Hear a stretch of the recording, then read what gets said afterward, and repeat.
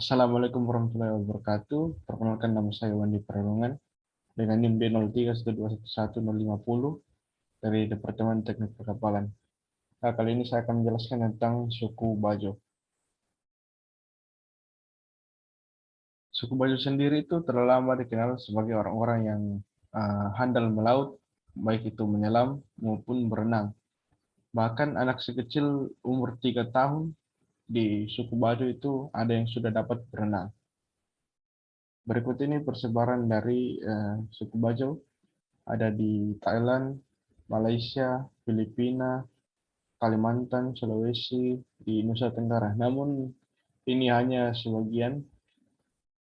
Suku Bajo itu eh, menyebar merata di kawasan Asia dan juga beberapa ada yang sampai di kawasan Eropa. Sejarah suku Bajo.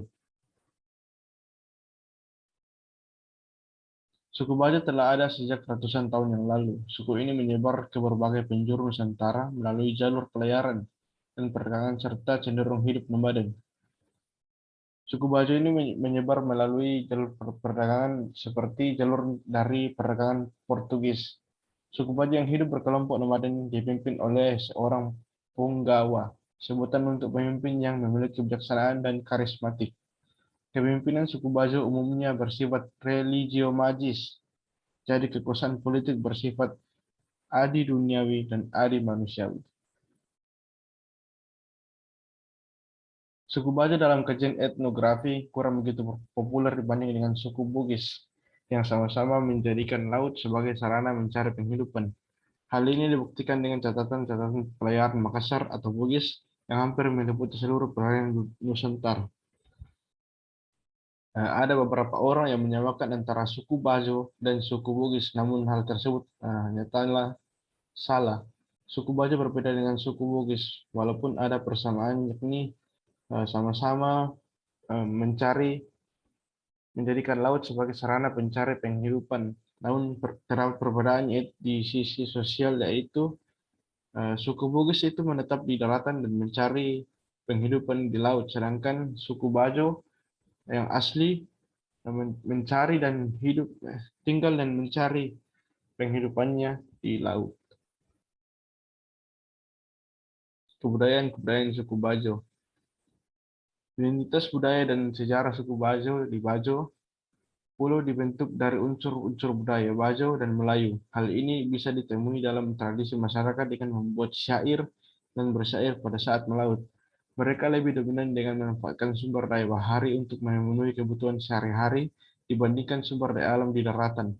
Bahkan pemukiman mereka dibangun menjorok ke arah lautan atau di dekat pesisir pantai, tempat mereka mencari sumber penghidupan sehari-hari. Berikut adalah beberapa foto kebudayaan suku Bajo. Foto yang pertama ini merupakan pemukiman suku Bajo yang biasanya berada di dekat pesisir pantai atau juga ada yang berada di laut. Nah, biasanya rumah suku Bajo itu berbentuk rumah panggung, di mana bagian bawahnya itu dipasangkan agar saat air pasang, rumah tidak terkena atau barang-barang yang berada di rumah itu tidak terkena air. Kemudian gambar yang berada di bawah ini merupakan gambar seorang penari yang menggunakan pakaian dan kain. Kain yang digunakannya itu merupakan hasil akulturasi dari kebudayaan Islam dan kebudayaan Bajo.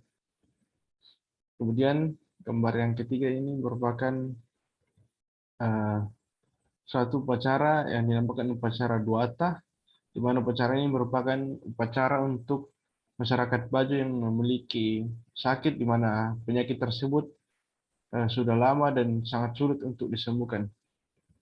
Selain beberapa foto ini, masih ada juga kebudayaan-kebudayaan Bajo lain dan upacara-upacara lain seperti upacara kehamilan, upacara penurunan, upacara turun ke laut, upacara uh, pelepasan kapal baru, upacara kelahiran, dan masih banyak lagi. Komoditas di suku Bajo. Menangkap ikan merupakan suatu aktivitas yang sangat lazim di Bajo. Selain ikan, nelayan suku Bajo juga umumnya melakukan penjualan langsung komoditas teripang. kepada para pedagang Tionghoa atau melalui pengepul atau tengkulak sebelum didistribusikan ke pedagang Tionghoa di daerah Kota Bima atau keluar pulau seperti Lombok, Bali, dan Jawa. Selain dikonsumsi, terepang bisa digunakan sebagai eh, pengobatan. Tetapi saat ini beberapa masyarakat suku Bajo sudah mulai berhenti menjadi nelayan dan mulai beternak.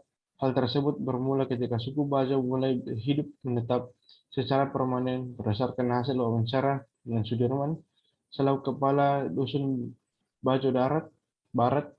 Masyarakat Bajo dapat pada umumnya beternak kambing. Hampir setiap penduduk yang mempunyai penghasilan lebih diinvestasikan dalam bentuk hewan ternak, dan pada saat menjelang Idul Adha, masyarakat Bajo tidak menjual kambing keluar daerah, tetapi lebih memilih untuk dikonsumsi sendiri.